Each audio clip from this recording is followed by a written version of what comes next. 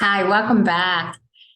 This segment, we have the absolute delight to be talking about ancestors, divine remembrances of lineage, relations, and sacred sites with Mindahi Bastida, the author of the Ancestors book.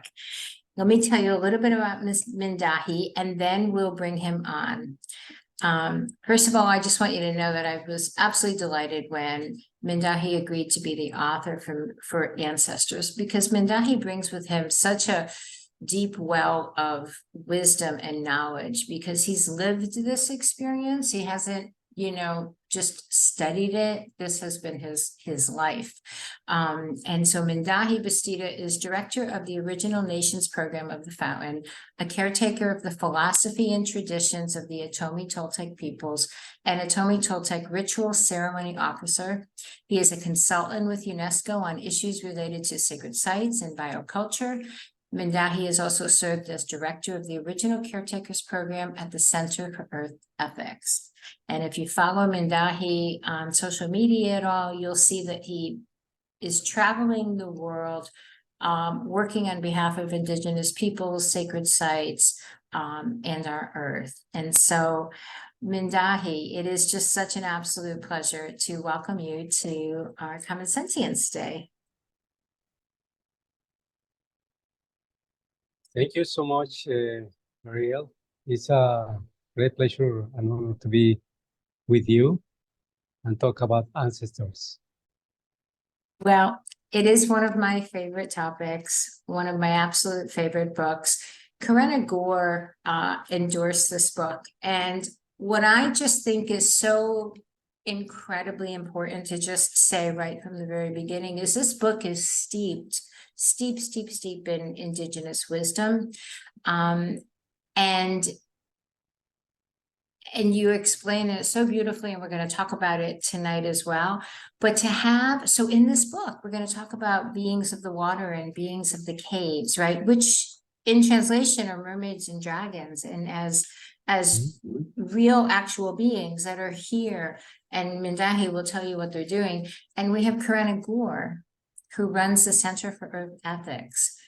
Talk about two different worlds. We're talking about a very mainstream world and a very indigenous world of wisdom coming together and understanding each other and honoring each other. I mean, there's something really deep and profound and beautiful about that. Wouldn't you say, Mindahi? Yes, I want to share that talking about ancestors is also talking about the future, because we need to acknowledge the past. Of course, we cannot live in the past, but we can honor the past so we know who we are. And then we are becoming ancestors ourselves.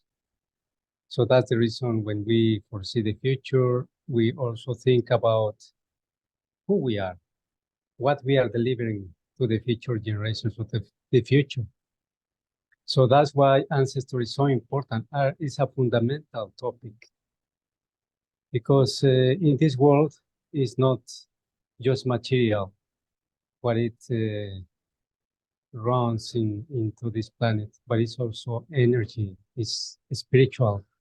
It's the spiritual world that is also giving us the energy, the support, the guidance, so we can live in peace and harmony with nature and the celestial bodies, with the universe. So when we talk about ancestors, we are talking about who we are, how we relate to the natural and to the spiritual world. And in doing that, we also are honoring our families or lineages, the place where we were born, and also the entities, the deities that dwells in those sacred sites, those sacred places. But also we talk about the mountains, the rivers, the shores, the Cansamarias, and all those sacred places that give us this personality. And the personality that we hold is not individual, it's a collective personality. So that's why we talk about ancestors as a collective being, a collective way of being in this world. So that's the importance of this fundamental topic. Then we can know why we are here in this world. What is the common mission as human beings with other, or in front, or in relationship, sacred relationship with other species, other beings, other entities, other spirits. Actually, they are watching us. They are guiding us. If we listen, if we speak, and we put intention, and we do research as well, because sometimes we have forgotten those linkages. We have forgotten that we come from a special lineage. That's the importance of the ancestors. You say in your book that the humans are the youngest of the ancestors. Can you speak to that a little bit? Because I think that is a little mind expanding for many people to think that humans are the youngest. Yes, and actually we think that humans are some people think that we are the most intelligent species in this world, but we are not. We are the youngest. And we must behave and be humble around that. Because before the human species was born or was present in this world, many other species were already here. Many other mountains and rivers and aquifers, and the ice was already here. The seas, the continental masses, and the beauty of many landscapes were already here. But of course, we are here and as the youngest species, and we need to remember that we are the synthesis, the produce of all these biocultural relationships. As we as social beings, we are not the only ones who are social beings. We find many other species that are social. Actually, when we talk about the we, is in a collective way, is because we are interrelated with other species, and we call them our relatives. And for us, in some places, the mountains are the spiritual authorities because they are here, they were here, and they have also the entities and the deities that dwells in those sacred sites, those sacred places. For many cultures, especially the original nations and peoples, ancestral and collective cultures, we think that the top of the mountains are sacred because they are close to the universe. They are, special places where we have a better touch with the universe. So that's why some rituals, some ceremonies are taking place in those places because they are special. And in many places, in many cultures, like in the Mesoamerican culture or the Andes or the ancestral Africa, the top of the mountains are always venerated. And there are pilgrimages to acknowledge those places because they are the ones who give us also the personality and also the guidance and also the sacred touch. Because if we are born in a certain places, because we are also those places. That's why we say sometimes we are the rivers. We are the sea. We are the caves. We are the trees. We are those other animals that are around us. That's the collective way of thinking. So when we talk about ancestors, we are talking about this sacred connection. So ancestors is not just the family lineage. Ancestors are also the ones who were before us. And we say they are watching us is because they really are watching us. If we ask in a beautiful way and we carry out ceremonies and call for support, we receive guidance. And we can live in peace, in harmony with other beings. So then we say we are not the owners of this land. Or when you say in some places my property or this other, it's not like that. We are caretakers, caregivers of the land, because the land was before us, and the land can stay without us, but we cannot stay without the land. We cannot stay without Father Sky. That's the reason we call Father Sky, because it's before us. And that's why we call Mother Earth, because she's nurturing us. She is giving us so much. And with that love that is expanding, everywhere. The love that is given us is so beautiful. And that's why when we talk about Mother Earth as a mother, because she was before us, before the presence of humans. And that's beautiful. She is our ancestor and father, son, grandmother, moon, because this planet also got family. So we cannot exist without other beings. And that's why we think that we came to this planet, to this beautiful Mother Earth, to take care about life, not to take over. That's why we don't take more than we need. And we appreciate our ancestors as a family, as a bigger family, because we are honoring their presence. And their presence is not just in the past. The presence is still here and will be here. So this is a mystery, because it comes from the past. We are here in the present, but it also transcends to the future. And the beauty of that is that we live in between. As I said before, we cannot live in the past, nor in the future, but we can honor the past so we can foresee the future. That's the guidance that we are receiving. That's the mystery that we are living in.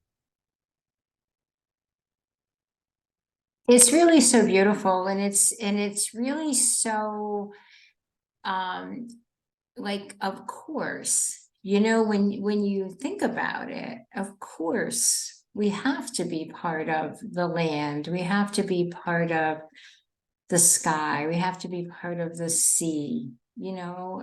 The idea that we're separate beings living on something and not as part of something, it's almost silly to think that that's what we think, because do you know what I'm saying? Like when you explain it and when you really just feel into it, it's of course we are. How could we be anything but a part of everything? So when we talk about the ancestors, though, you also talk in the book about protector beings, or the ancestors that are here, and you've mentioned them.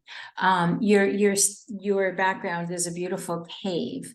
Talk to us a little bit about the cave beings that are here, that help us, that guide us, that protect. Yes, especially in the caves that they represent the underworld, there are beings that are caretakers of sacred sites, where the most beautiful crystals and also minerals are emanating this special energy, so life can flourish.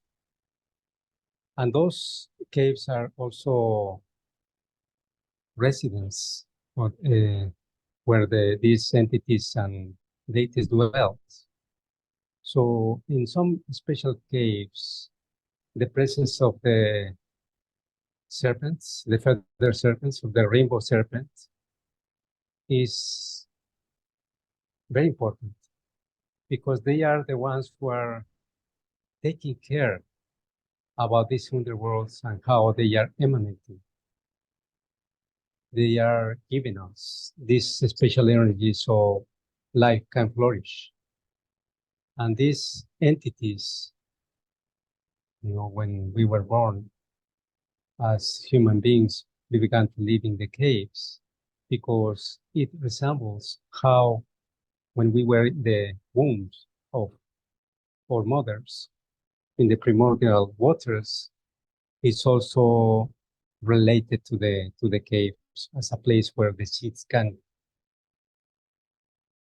be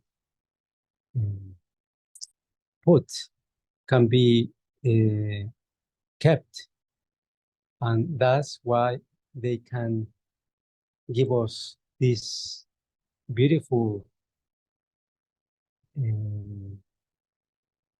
way of evolution. And in the primordial caves, in the caves that you can see from ancestral times, there are these beautiful paintings. And those beautiful paintings, you can see some humans, but mostly you can see other animals. And those animals are the ones who are very important. They were before us. And those arts in the caves tell us that the people used to live in those caves. And there's still people who live in the caves. Because when we go back to the cave, there is a special mystery that happens. Because especially for those priests that they, or priestess, that they are kept in the cave, they receive a special spiritual messages and evolution. And that's why they receive the messages from the universe, because when the microcosmos becomes the macrocosmos, and the other way around, the macrocosmos becomes the micro, is when you can really understand the presence of these beings. And one of the most beautiful beings in this world is the Quetzalcoatl, the feather serpent presence, because it's the evolution of the origins as a serpent, but with feathers. And it represents the primordial waters, but also the wind. So it's intertwined. And when it becomes in the material presence as a human, then this wise being instructs us how to live in this life with principles, with values, how not to take more than we need, how respect the couple, how to respect the man and the woman in a very beautiful way. So we can come to an agreement as in a collective way, as a family, as a community, as a nation, then we can flourish in that way. But that's the beauty of acknowledging those beings, because those beings are always there, but sometimes there are certain times that they come out to support us and to help us when we have lost the path. So they remind us how to come back to this balance and to this beautiful way of living in gratitude with what gave us life. So, and the same happens in the waters, the primordial waters. We have seen how the mermaid, we call it Atlanchani. In other places, they have different names. But that's the presence of these beings that are let's say, the caretakers of the sacred sites, that they are for example, the mother of the waters. And And these mermaids are the mothers of the beings that dwells in all of those wetlands or the sea or the water bodies. And if we want to go out for fishing, if we want to go to ask for a special thing, we need to ask permission. Actually, it's one of the main teachings for everyone, for everybody. Because especially when you arrive to a sacred place, we have to ask permission to go in a sacred way. So the same happens when you visit other house or other city, or when you arrive to another place. Because there are entities, there are beings that dwells there, and we need to ask permission always. It's like when you go to visit a family, you ask permission to go in. It's the same. We have to ask always permission to get in a cave, to get in a lake. And for example, in the lake, if you don't ask permission, or in the sea, or in any water body, if you don't ask permission, things happen. And sometimes people don't know why is this is happening? Why this disgrace is happening? Well, it's because we don't acknowledge the presence of those spirits, the presence of those beings. And some people might think, oh, they don't exist. Well, if we are here, it's because of the spirit. If we are here because of those entities and deities that are supporting us in this life as well. So that's why those entities and deities are very important. As the feather serpent during the day or in this evolution, there is also entities that are present in the underworld, like this Tezcatlipoca is the presence of this light being during the night. And we have to acknowledge, because the beauty of the night is so big, it's so profound, that we relate this beauty with the women, with the seeds, with the continuation of life. And that's why we honor so much also the night and the day. But in between, the most beautiful things happen. So when the sunset is about to occur, that's a beautiful, beautiful time. And you can feel it. You connect to this time, and just to acknowledge that time. The same happening at sunrise. If you get up and you really acknowledge that moment, you can feel it. You can receive what is meant for you to receive. So we need to reconnect, to be aware that we are not alone. We got our ancestors to guide us for the feeling, for the doing, for the acting in this life. And our ancestors are not just stories. They're not just mythologies that people made up. They're actual beings. And as you say, like that are here to guide us, to protect us. You know, that's really beautiful. Like, it's just so beautiful to know that, you know, I mean, and it's, you know, you have to kind of wonder sometimes, like, why we would ever lose that, why anybody would ever tell us that wasn't real, you know, or they weren't real. And, you know, Mindahi, when you're talking about even asking permission, I never thought about it in the way that you just explained it. Like, we wouldn't walk into another person's home and not ask permission. But the caves are homes to beings. The seas are homes to beings. The mountains are homes to beings. And even if we can't see them, right? If we believe that there is a consciousness that extends beyond the physical world, then we have to acknowledge that the beings are there, whether we can physically see them or not. I mean, I've never heard it explained that way. I've always, people talk about asking permission. And I understand that, but just to think about that you're entering the home or the dwelling place of another being, then it's not anything to remember. It's just something to do. Yes.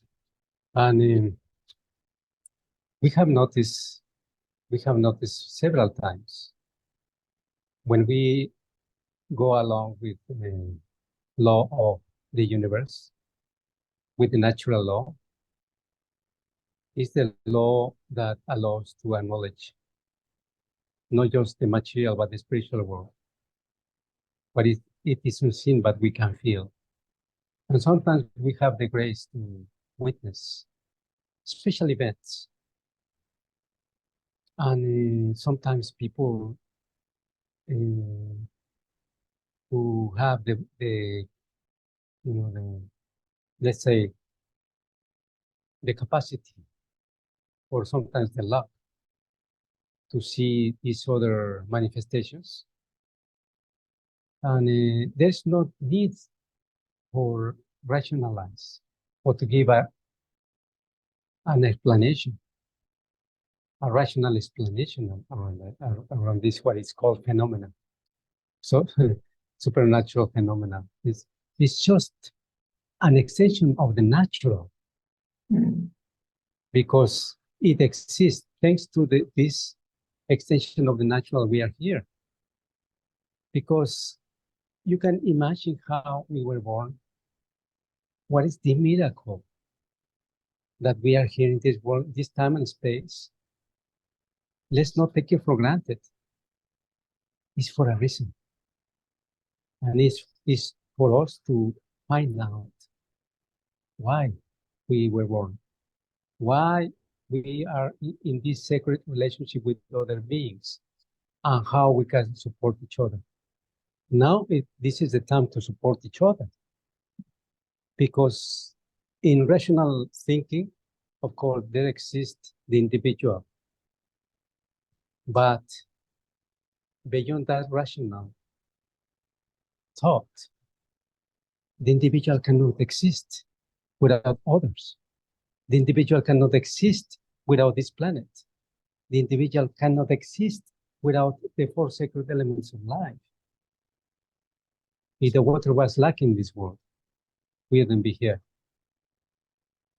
Just like that.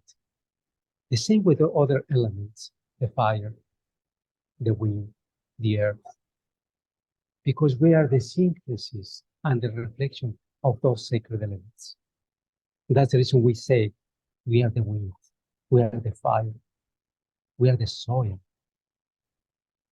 and we are all what exists in the world and in the universe. And we are this, that's why we are saying we are the synthesis and the expression of our ancestors. So we can transcend in that way. And the waters. So Mindahi, asking permission is important. So to develop a relationship or a connection, a deepening connection with our ancestors, asking permission is certainly important. In your book Ancestors, you have a whole section on reciprocity, on offerings and payments with the ancestors or to the ancestors.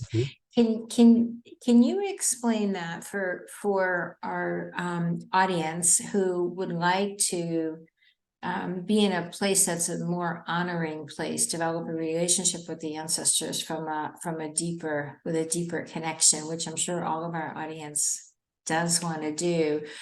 How does reciprocity factor in? What would you share with them about that they can do or should do? Yes, whenever we carry out some initiative or something in life, let's say a marriage, or when we have a son or a child, or when we build a house, when we have something that we are doing, we have the chance to acknowledge life. And every day is also an opportunity to acknowledge. Because, there was a time when humans were living with Mother Earth, all humans. But there was a time when some humans began to take over instead of taking care.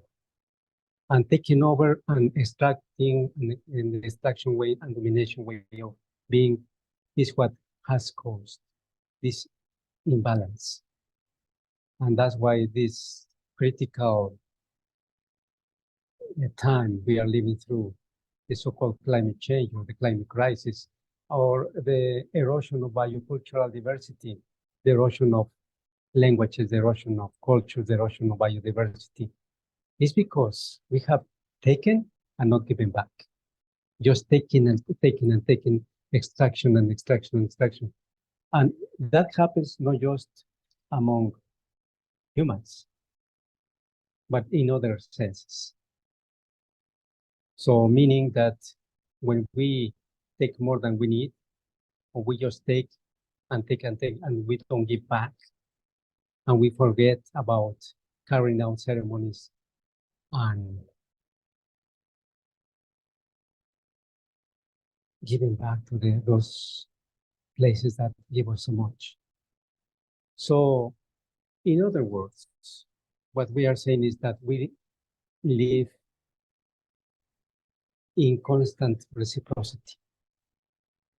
From the original nations and peoples' perspective or way of living, the good living, is that we always give thanks. And when we talk about offerings and payments, we are talking about almost the same thing, because we need to acknowledge the place, because the place is giving us so much, and we need to acknowledge those deities, those entities, those minerals, those plants, those animals that are giving us life. So we need to reciprocate with them, to live in reciprocity, to give back. For the beginning, acknowledgement. Sometimes we bring to these entities, to these deities, to these spirits, some of the offerings like flowers, in some places like tobacco, sage, sweet grass, incense, copal, and many other beautiful things like stones. But there's a difference between an offering and a payment, because when you are offering, you can get those offerings, let's say, even if you pay for them, in cash or with credit, there's not so much effort implied in getting those offerings.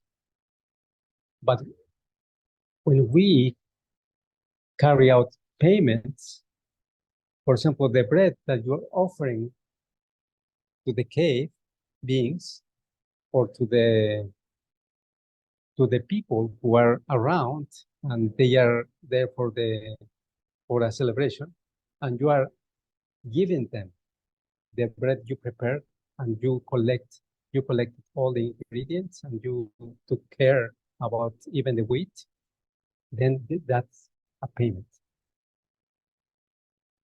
Just say like the tobacco.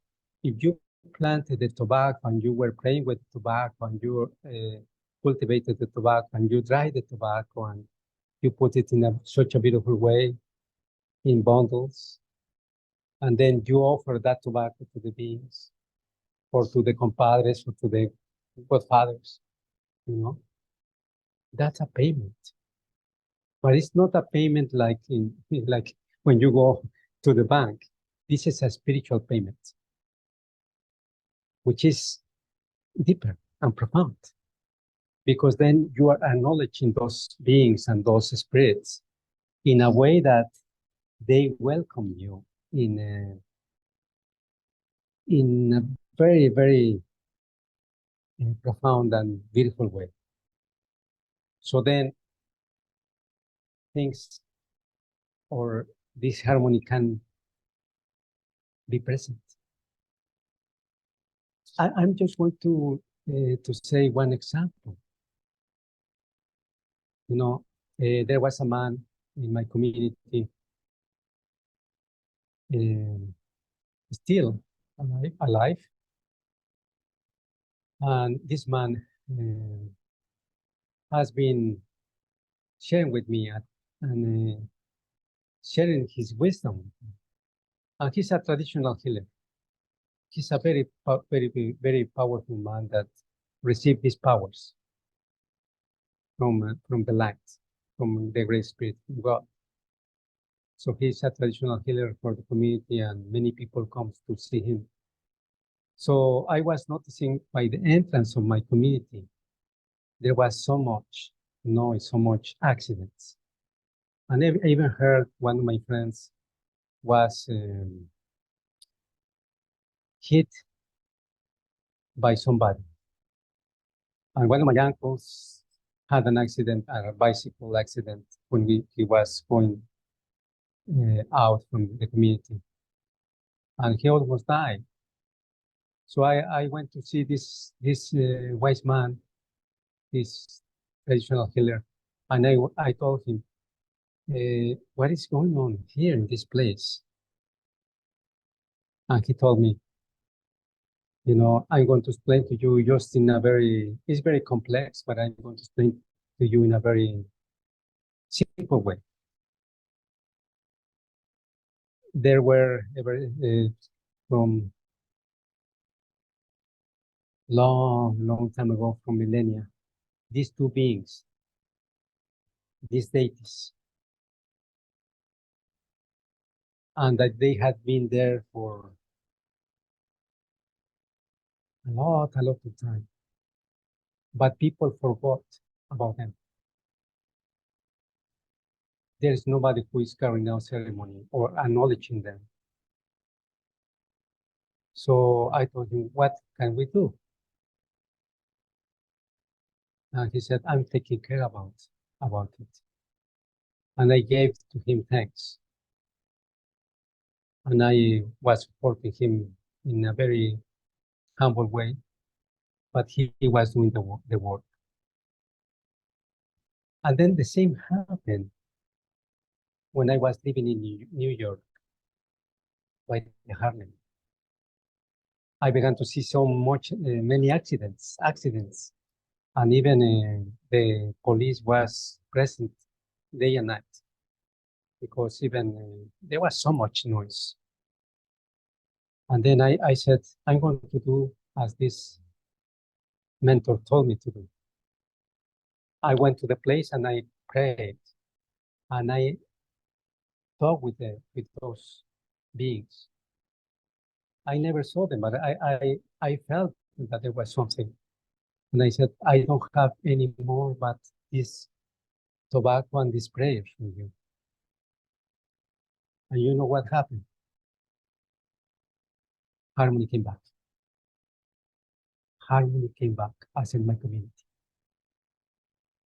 That's an experience that I can share with you for real.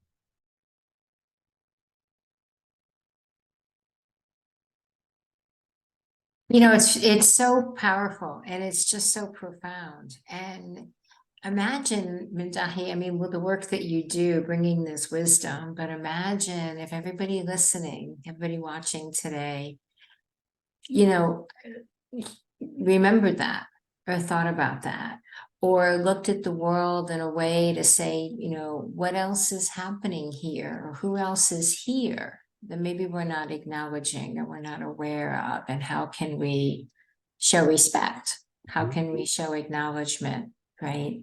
How can we live in relationship with the spiritual world and the physical world that we're part of?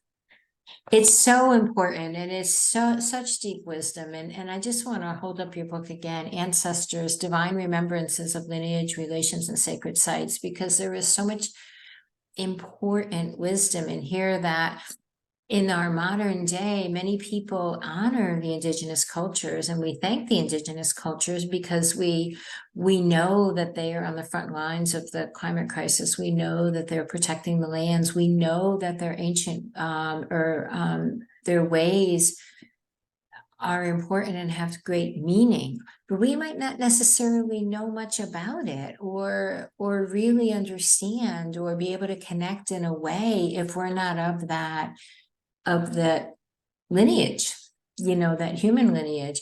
And you've brought so much of that wisdom into this book in a very practical way, and have practices and knowledge for people to be able to deepen the relationship, to not only understand it, but then to connect more deeply. So such an important book that you've written, Mindahi, and I'm just so grateful. And so grateful that you're here with us today to share. Thank you, Ariel. Thank you for having me and sharing these thoughts, but also my feelings, also my actions. It's for the human species because we love, and the love can transcend and can change the crisis to the harmony, and we can flourish as a human species in this world, in interrelationship with other relatives. So we have a world where we can live in unity in the diversity. Absolutely. Absolutely. I just want to say, I want everyone to realize that Mindahi works tirelessly on behalf of this world. He travels constantly. And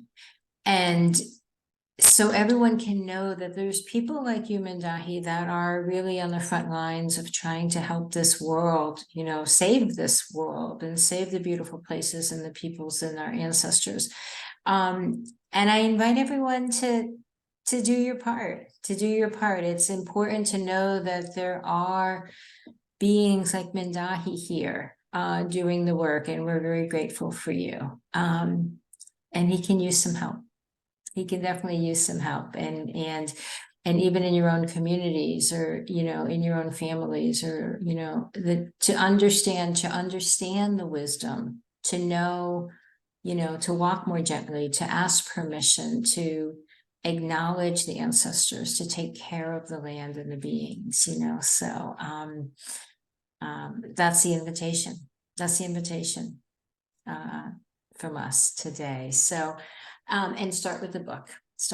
Ancestors is a perfect place to start. So Mindahi, thank you so very much again for being with us. Thank you. Thank you to you and the audience.